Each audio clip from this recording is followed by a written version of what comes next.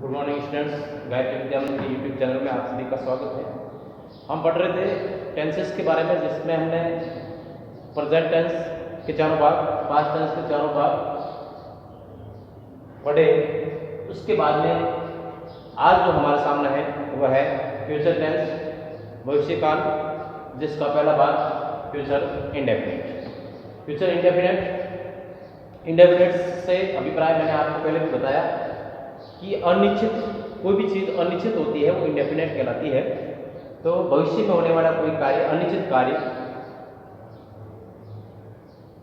को बताने के लिए जिस टेंस का प्रयोग किया जाता है वो फ्यूचर इंडेफिनिट कहलाता है। पहचान सबसे पहले, वैसे तो अगर हिंदी में देखा जाए तो हिंदी में जब वाक्य अपने सामने आते हैं तो उसमें वर्ब के साथ में आपको वर्ब के पीछे मेन वर्ब जो है, मुख्य क्रिया, उसके पीछे गा, गे, गी, का, ये और ये देखे होंगे उदाहरण। कैसे? इससे उदाहरण के रूप में जैसे अपन समझना चाहे, वह जाएगा,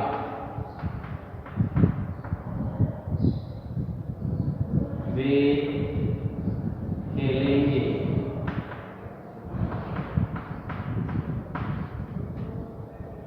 तो देखो मैन वर्ब इसमें जाना और इसमें खेलना, इसके पीछे क्या आया साथ में?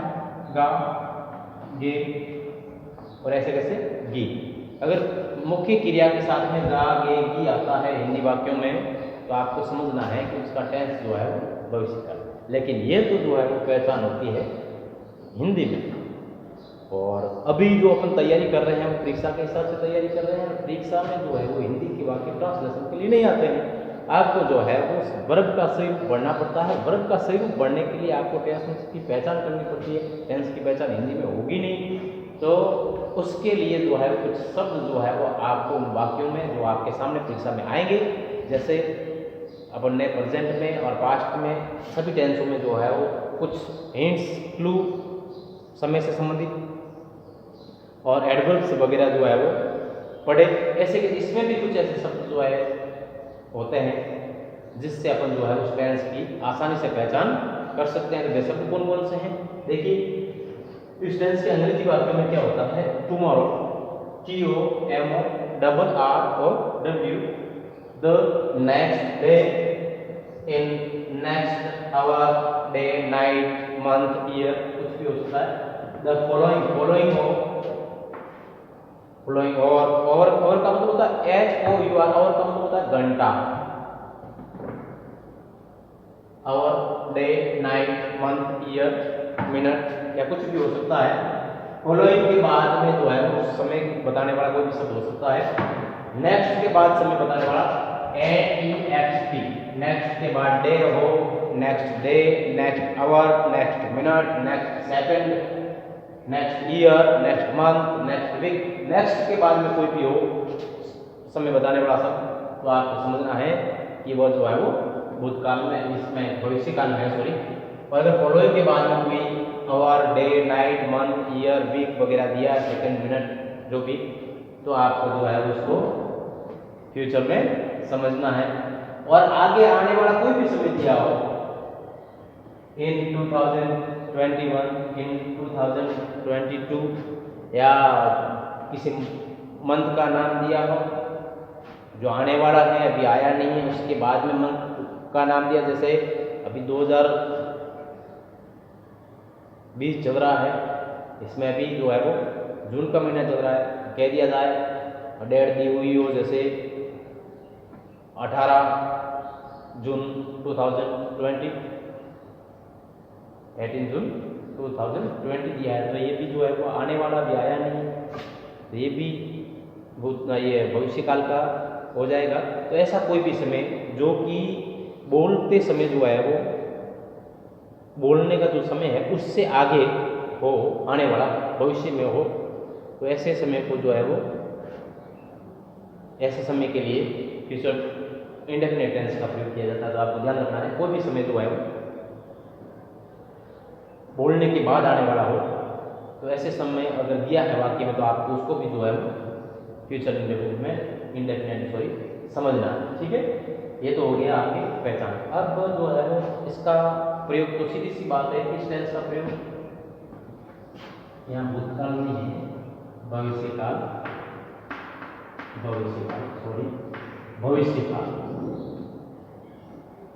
भविष्य में, ठीक है, होने वाले किसी कार्य को बताने के लिए। तो सीधी सी बात है, फ्यूचर इंडेफिनेट मतलब भविष्य में कोई जो कार्य है या घटना है उसके बारे में बताने के लिए इस टेंस का प्रयोग किया जाता है। तो अब अपने सामने जो सबसे पहले प्रकार के सेंटेंस जो है वो है sentences affirmative sentences. Affirmative sentences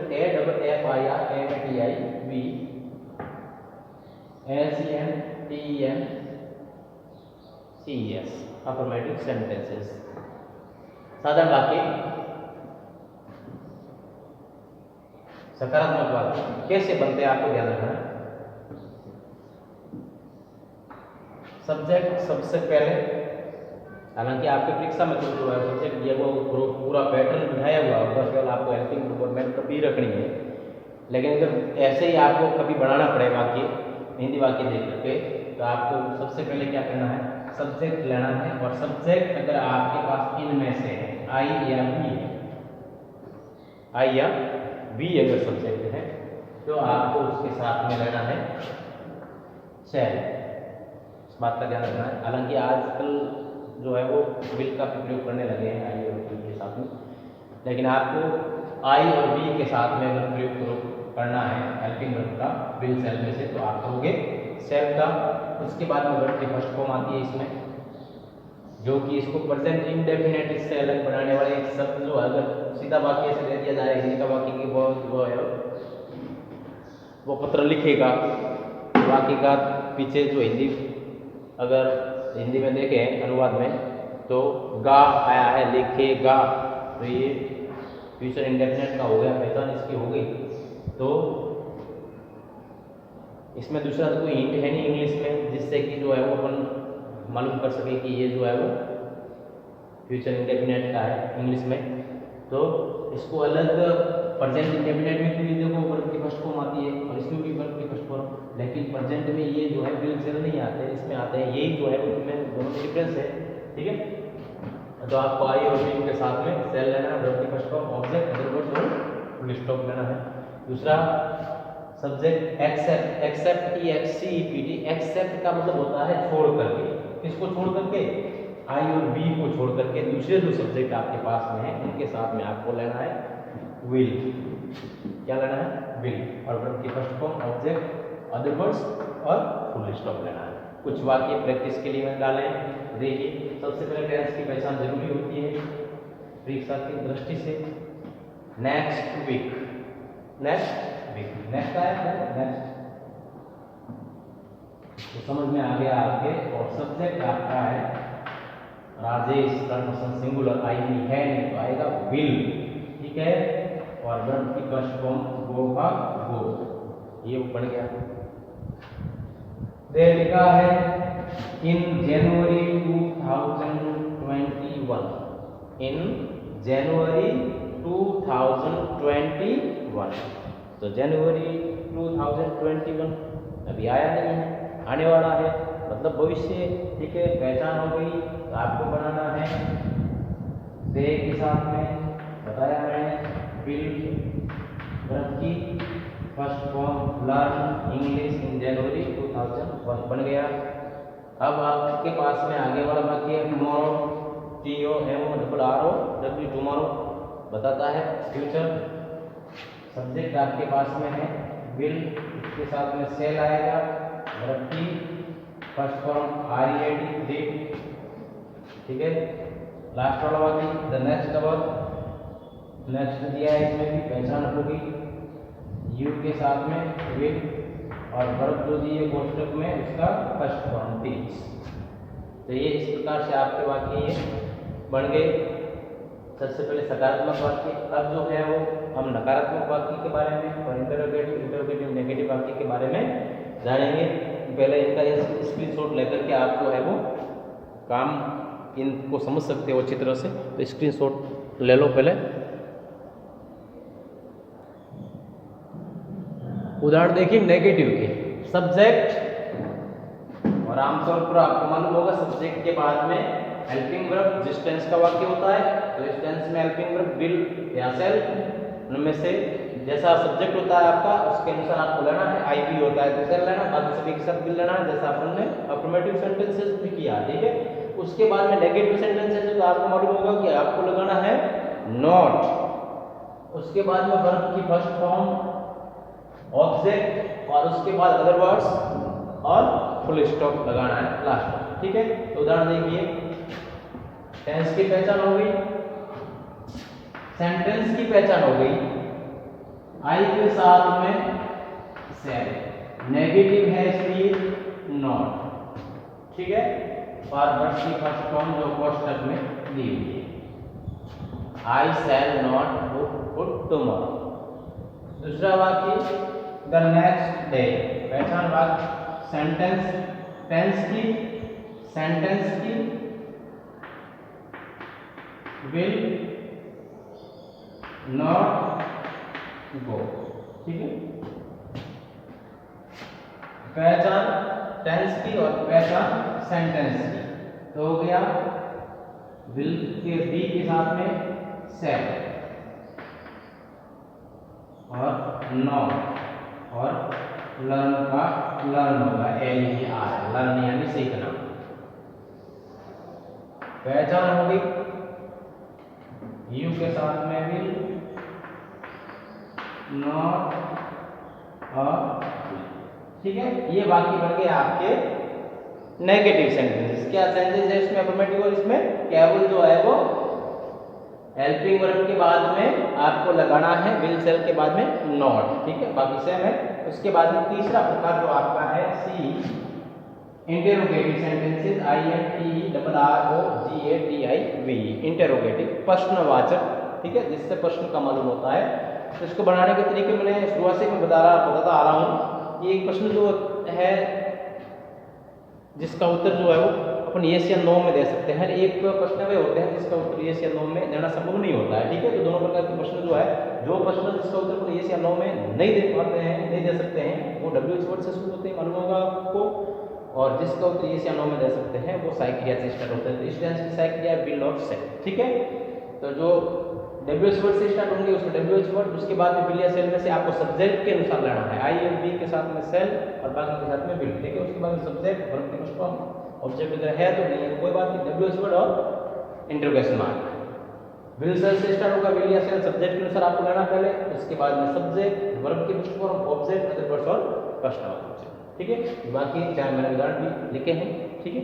ये वाक्य आपको हो जाएंगे तीसरे प्रकार के। चौथे प्रकार के वाक्य आपको मालूम होगा जो कि होते हैं इंटेरोगेटिव,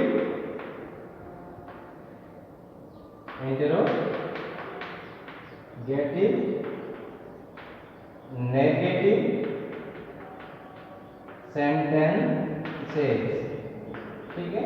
ये चौथे प्रकार के आपको। इसका पैटर्न मैं आपको बताते आ रहा हूँ सभी टेंसों में, जैसे बताया ऐसे कि इसमें भी इंट्रोगेटिव नेगेटिव बनाने के लिए आमतौर पर क्या करते हैं, जो सब्जेक्ट आपका है और मेन वर्ब जो है उनके बीच में आपको लेना है नॉट, ठीक है। सब्जेक्ट और मेन वर्ब के बीच में आपको लेना है नॉट, ठीक है। तो आपके बन जाएंगे इंट्रोगेटिव नेगेटिव। तो आप उनमें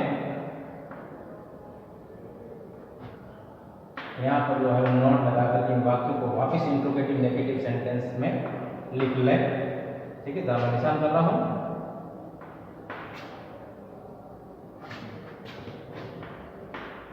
ठीक है। ये हो गई इंट्रोगेटिव नेगेटिव, ठीक है। ये चारों प्रकार के आपके वाक्य। और अब मैं चाहता हूँ कि आपको जो है होमवर्क डाला जाए कुछ वाक्य, जिससे कि जो है वो आप उनको करके बता सको कि आपको कितना समझ में आया, ये भी मुझे मालूम हो सके, ठीक है। तो उसके लिए जो है होमवर्क के लिए कुछ वाक्य उन लिखेंगे।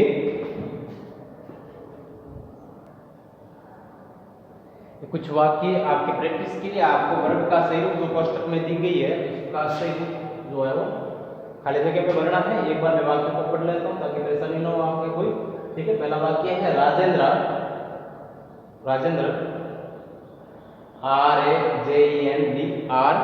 ठीक है, राजेंद्र।